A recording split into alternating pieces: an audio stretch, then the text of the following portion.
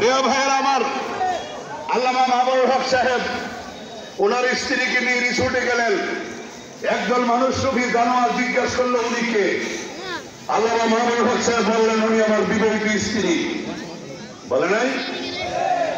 ওই মানুষ সুফি হায়ানাগুলি ওনাকে বললো কাবির নামা দেখান। মুরব্বীরা যারা আছেন এখানে হাজার হাজার মুরব্বী, আমি জানতে চাই আপনারা হোটেলে যাওয়ার সময় কাবির নামা নেন, বাজারে যাওয়ার সময় নেন, স্টেশনে যাওয়ার সময় নেন। আজকে তাহলে মাহবুবুল হক সাহেবের কাছে কাবিরের নামা যারা চেয়েছে, আমার মনে হয় এরা অবৈধ পিতৃ পরিচয় যাওয়ার সন্তান।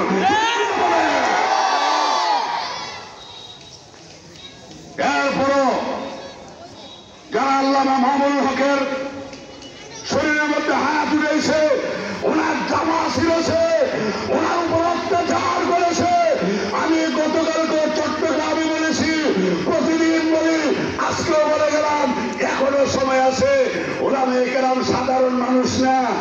ওই রিসোর্টে যারা একজন নায়েবে নবীর সাথে খারাপ আচরণ করেছ, এখনো সময় আছে, ক্ষমা চাও। অন্যথায় যে হাত তার উপরে অন্যায় ভাবে উঠিয়েছিল, ওই হাত ধ্বংস হয়ে যাবে, জবান বন্ধ হয়ে যাবে। এই ক্ষমতা আমার আল্লাহর আছে না? আল্লাহ যেন এদেরকে হেদায়েত দান করে। আসল কথা হলো, লোকেরা মনে করে যে আলেম ওলামারা দুর্বল, যার কারণে নিজেরা অন্যায় করে সব দোষ আলেম ওলামার উপরে চাপায়। এই কথা ঠিক না? আপনারা কি মনে করেন আসলে দুর্বল? আলেম ওলামারা আসলে দুর্বল? আলেম ওলামারা এত সবল, যদি সবল বাড়ি ফেলাইতে পারে, আপনাদের মতন এই ক্ষমতার মসনদ জ্বলে পড়ে সারকার হয়ে যাবে। কিন্তু সাহাবায়ে কেরামের চরিত্র উলামায়ে কেরামের মধ্যে থাকার কারণে এরা কখনো বদদোয়া দেয় না। আস্তে করে জোরে বলে, ঠিক না ঠিক? আলেমের দাম আছে না নাই? নাই মনে হয় মোটো। হ্যাঁ, কি দাম আছে? এক কথা ইমামতি আইয়া যায়, কিন্তু আলেম বিশ্বাস করে যে আমার ইমামতিতে রিজিক না, চাকরি দিয়ে আমার রিজিক না, রিজিকের মালিক আরো ধরে রিজিকের ফায়সালা জমিনে না আকাশে? জোরে বলেন কোথায়? আরো জোরে বলেন। যার কারণে দেখেন না, শিক্ষানীতি নিয়ে যত মাথা ব্যথা, যারা সরকারের টাকা খায় না, এরাই প্রতিবাদ করে, প্রতিরোধ করে, আন্দোলন করে। যেই সিলেবাস আলিয়া মাদ্রাসার সিলেবাস আর স্কুলের সিলেবাসের মধ্যে ডারউইনের থিওরি দেওয়া হলো, ওই বানরের থিওরি দেওয়া হলো। ওই স্কুল, কলেজ আর ইউনিভার্সিটি আলিয়া মাদ্রাসার কোনো প্রতিবাদ নাই। ঠিক না ঠিক? মুফতি কাজী ইব্রাহিম সাহেব সম্ভবত মুক্তি পাওয়ার পরে গত 3 দিন আগে বলেছিলেন যে যদি এদেশে কওমি উলামায়ে কেরাম না থাকতেন, বহু আগেই এদেশের মুসলমানরা নাস্তিক হয়ে যেত। কথা বলেন না কেন? ঠিক যাবে ঠিক? আপনারা বলেন education is the backbone of a nation, শিক্ষা এই জাতির মেরুদণ্ড। আমি তো মনে করি এটা জাতির মেরুদণ্ড হইতে পারে না যেই শিক্ষায় শিক্ষিত হইয়া ডক্টর জাফর ইকবাল স্যার, আমি তারা স্যার বলি না, স্যার বোঝেন তো, স্যার মানে আস্থা করুন, কথা ঠিক কিনা বলেন? ডক্টর প্রফেসর জাফর ইকবাল উনি মানুষকে, একজন শ্রেষ্ঠ মাখলুককে আল্লাহর এই সৃষ্টির মধ্যে সর্বোত্তম, ওয়ালাকাদ কাররামনা বনি আদম, এই আদম সন্তানকে যারা ভালো বানাইতে চায়, আল্লাহর কসম, এই জাগতিক শিক্ষা মানুষের জন্য জাতির মেরুদণ্ড হতে পারে না, পারে না, পারে না। ঠিক কিনা বলেন? যেই শিক্ষায় শিক্ষিত হইয়া জনগণকে দেশের ঠিকাদার কন্ট্রাক্টরেরা রডের পরিবর্তে বাস দেয়, এটা জাতির জন্য শিক্ষার মেরুদণ্ড হতে পারে না। কথা ঠিক কিনা বলে? যেই শিক্ষায় শিক্ষিত হয়ে একজন ইউনিভার্সিটির ছাত্র 100 জন মেয়েকে দর্শন করার পরে জাহাঙ্গীরনগর ইউনিভার্সিটিতে মিষ্টি বিতরণের মাধ্যমে দর্শনের সেঞ্চুরি উদযাপন করে, এই শিক্ষা জাতির জন্য মেরুদণ্ড হতে পারে না। কথা ঠিক কিনা বলে? কি বিশ্বাস হয় না?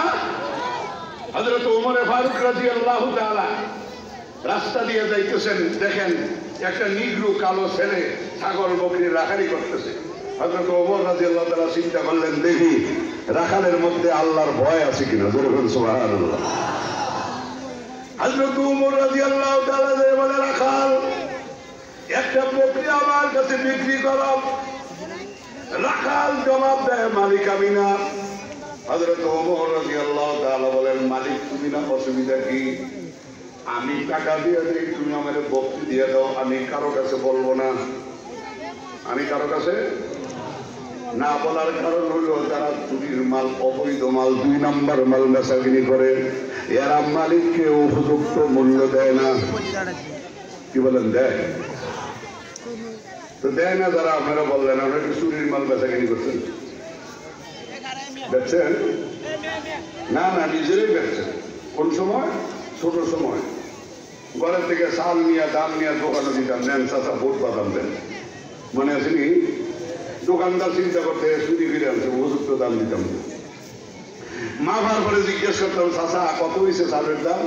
কয় 5 টাকা। এত চাল দিলাম মাত্র 5 টাকা। কত করে মন? কয় 150 টাকা মন। আমার আব্বা বিক্রি করলো 300 টাকা মন, আপনি 150 বলেন? কয় বেশি ছেড়ে তোর আব্বার কাছে বই দিব। তখন কইতাম, চাচা যা হয়েছে তাই দেন, আমার আব্বার কাছে বইয়েন না। ঠিক না? ঠিক। হযরত ওমর বলে, রাখাল মালিক তুমি না, অসুবিধা নাই, আমি টাকা দিয়ে দেই, তুমি আমারে বকরি দাও। রাখাল ছেলেটা জিজ্ঞাসা করে, মালিককে আমি কি বলবো?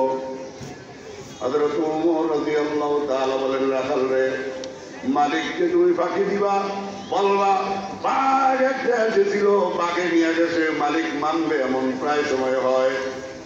রাখাল ছেলেটা চোখ করে বড় বড় করে ডাক দিয়া করে নিয়া, লম্বা তো কম হন নাই, স্বভাব বুঝি এখনো বদলান নাই, চরিত্র বুঝি বদলান নাই, লম্বা একটা বড় হয়েছেন, চরিত্রটা বুঝি এখনো পরিবর্তন করেন নাই। আমি আপনার নিকট দিয়ে কোরআনের আলো যায় নাই নাকি? সুবহানাল্লাহ। কিসের আলো? আরো করে আওয়াজ দেবেন মুসলমান, কিসের আলো? এটা শুধু জ্ঞানের আলো না, নলেজ ইজ পাওয়ার। জ্ঞানে আলো, জ্ঞানের আলো আলোকিত হইয়া ইউনিভার্সিটির প্রফেসর বলে দেয়ার ইজ নো গড, আল্লাহ বলতে কিচ্ছু নাই। জ্ঞানের আলো আলোকিত হইয়া বলে, ফজরের আজান আমার কাছে প্রাসাদ চিৎকারের মতো মনে হয়।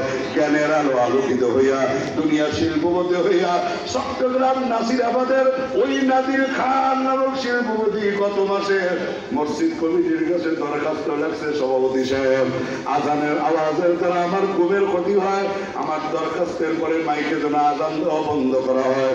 যদি আজান দেওয়া বন্ধ করা না হয় মাইকে, আমি ওয়াদা করলাম এখন থেকে মসজিদে আর কোনো অনুদান দিব না। তাহলে জ্ঞানের আলো যারা আলোকিত, কোরআনের আলো তাদের মধ্যে নাই, আল্লাহর কসম তারা আজানের আওয়াজ সহ্য করতে পারে না। জ্ঞানের আলো আর কোরআনের আলো ব্যস্ত আছে না নাই? নলেজ ইজ পাওয়ার, জ্ঞানই আলো। কিন্তু হযরত ওমরকে রাখাল ছেড়ে বলে, ভাই আপনার নিকট কি কোরআনের আলো যায় নাই? হযরত ওমর রাদিয়াল্লাহু তাআলা বোঝার পরও না বোঝার ভান করে ওমর রাদিয়াল্লাহু তাআলা বলেন, রাখাল রে, কোরআনের আলো কি? কোরআনের আলো কাকে বলে? রাখাল ছেলে জবাব দেয়, ভাই কোরআনের আলো হলো এই মরু প্রান্তরে মালিক দেখে না, মালিককে ফাঁকি দেওয়া যাবে, কিন্তু কোরআনের আলো হলো এই মরুভূমির মধ্যে আমার আল্লাহ দেখে। কে দেখে? হযরত ওমর রাদিয়াল্লাহু তাআলা বলে, রাখাল তুমি আমাকে চিনছো? বলে, না আমি তো আপনাকে চিনি না। হযরত ওমর রাদিয়াল্লাহু তাআলা বলেন, আমার পরিচয়, আমি খলিফাতুল মুসলিমিন হযরত ওমর। গরম না নরম? এই মুসলমান আওয়াজ দিয়ে বলেন, গরম না নরম? রাখাল ছেলে ওমরের নাম শুনে কান্না শুরু করে দিচ্ছে। ইন্না লিল্লাহ, খলিফা ওমর আপনি? তার ধারণা যে শক্ত কথা আমি বলছি, নির্ঘাত মরণ ছাড়া এখন আমার আর কোনো উপায় নাই। আমি ওমরকে যে ধমক দিছি, কান্না শুরু করে দিল। ওমর বলে, রে রাখাল, কান্নার কোনো দরকার নাই, ভয়ের কোনো কারণ নাই, ভয় পাইও না, শঙ্কিত হইও না। আমি ওমর তোমাকে আমার পরিচয় দিতাম না, কিন্তু রাখাল রে, তোর সুন্দর ব্যবহারে আমি আমার পরিচয় লুকিয়ে রাখতে পারলাম না, আমি আমার পরিচয় গোপন রাখতে পারলাম না। আমার দেশের রাখালের কাছেও যেহেতু কোরআনের আলো চলে আসছে, আল্লাহর কসম এই দেশে আর পাহারাদার লাগবে না, এই দেশের মানুষ আর চুরি করবে না। জোরে কোন সুবহানাল্লাহ।